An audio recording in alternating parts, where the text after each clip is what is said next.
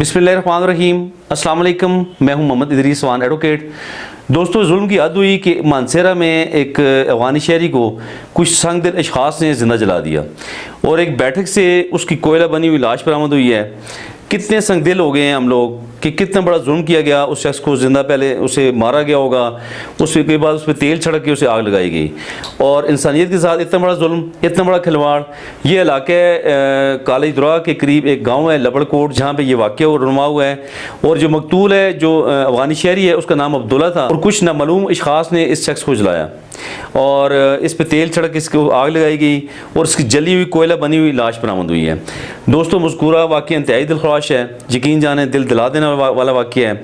और इंसानियत के साथ जो लोग इतना बड़ा खिलवाड़ करते हैं, इतना बड़ा जो जुल्म करते हैं, उन लोगों को वाकई उन्हें जो है उनके किए की सज़ा मिलनी चाहिए और इसमें किसी भी सूरत हमारे अदारों को सुस्ती जो बरतनी नहीं चाहिए।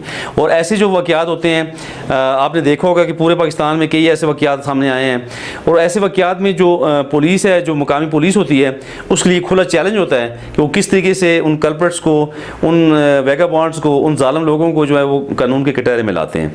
तो इसमें यहाँ भी एक खुला चैलेंज है पुलिस के लिए कि पुलिस किस तरीके से अपनी महारत इस्तेमाल करते हुए इन लोगों को गिरफ्तार करेगी।